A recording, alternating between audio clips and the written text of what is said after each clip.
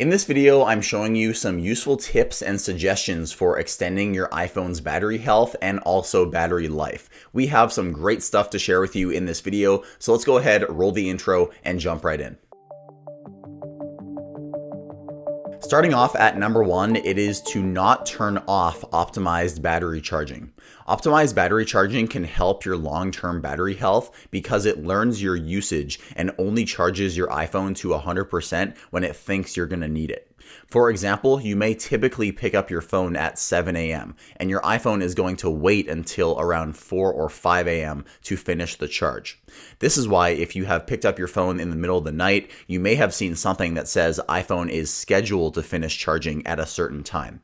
This is because of optimized battery charging and it's protecting the health of your battery. Number two is to take precautions not to overheat your iPhone. The number one thing that kills batteries is heat. Do not leave your iPhone in a car on a hot day, and if your iPhone is maxing out screen brightness while doing something processor intensive such as Maps or FaceTime, you may find your iPhone overheating as well. I'd also recommend avoiding leaving your iPhone in an extreme humid environment such as in the bathroom while you shower.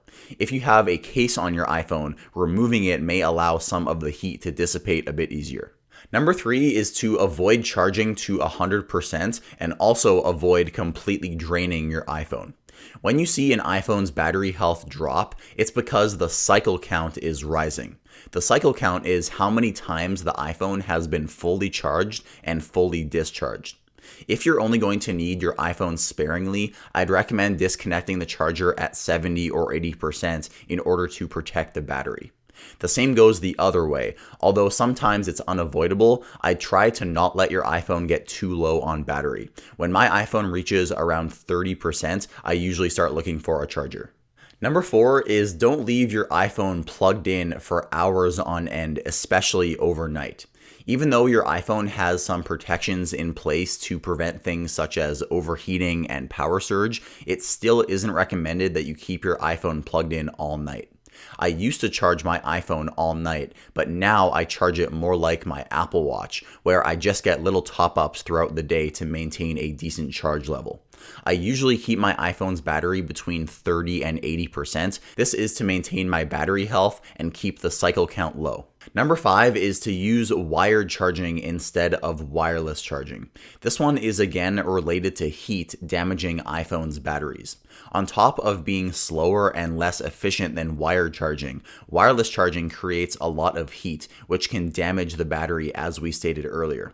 On top of this, if your iPhone is hot while charging, the iPhone is going to slow down its charging rate even more to protect itself.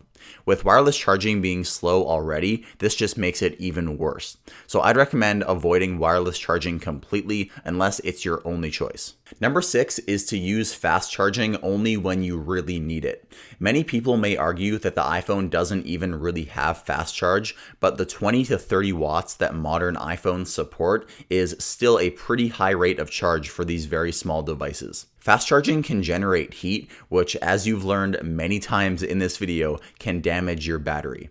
Apple has been very conservative in the past about adding fast charging to their iPhones, and you may remember Apple was still shipping a very small 5-watt charger all the way up to 2019 with the iPhone 11. In fact, I still use one of these 5-watt chargers for times when I do have to charge overnight. It doesn't really matter if my iPhone finishes charging at 3 a.m. or 5 a.m. So a general rule when charging your iPhone, the slowest charge is always going to be the best for your long-term battery health. Next up at number 7 is to only use official Apple or MFI certified chargers and cables. This one is very important because official Apple cables and MFI certified ones have a built-in microchip, which is there to prevent overheating and power surge. You won't find these protections in a cheap gas station cable, for example, and this is why you may find your iPhone getting extremely hot when you use that cheap cable that you picked up for $2 at the gas station. I'd recommend you use the cable that came with your iPhone or look for one online that is MFI certified. That stands for Made for iPhone, and it's the safest way to charge your iPhone with a cable. Number 8 is to disable features that you don't use on your iPhone. This one may seem quite obvious, but there are certain features on your iPhone that you can disable which might actually extend your battery life. The first one is called Background App Refresh. I'd recommend setting this to Wi-Fi only and only have it enabled for apps that you use frequently. For example, you probably don't need your Netflix app refreshing in the background. Other features you can turn off include location-based features. Head into Privacy Settings, Location Services, and then choose System Services. Turning off some of these toggles will reduce the amount of times your iPhone tries to fetch your location, and this can save battery. Another one is for iPhone 14 Pro users. If you turn off the always on display, that can extend your battery life as well. Next up at number 9 is to restart your iPhone on a regular basis. It's generally a good rule of thumb to restart your iPhone every so often. This is because it can delete old system files and useless cache in the background that your iPhone doesn't need. It can also stop any ongoing services in the background, such as location fetching, which may be happening from any open applications. I try to restart my iPhone every single day in order to keep performance and battery at its peak. Number 10 is to keep your iPhone updated. Open up Settings and check for a software update. Always running the latest version of software can help with your battery life because the newest software versions always have the latest bug fixes and performance updates. In fact, this just happened to my brother. He has an iPhone 13 and he was complaining to me about bad battery life. I told him to check for an update and he was actually still on iOS 15. I told him to update to iOS 16 and since then he told me his battery has been way better. So always make sure that your iPhone is updated and running the latest version of iOS.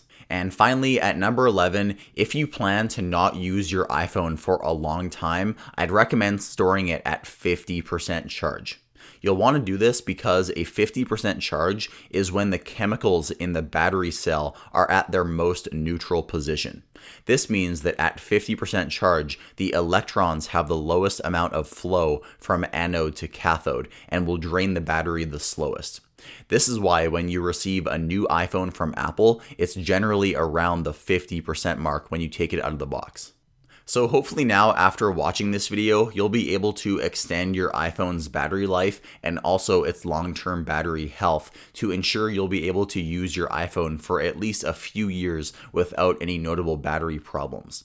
Just keep in mind that all batteries over time will degrade, and these tips I gave you in this video will only help slow down the process, but it won't stop the process.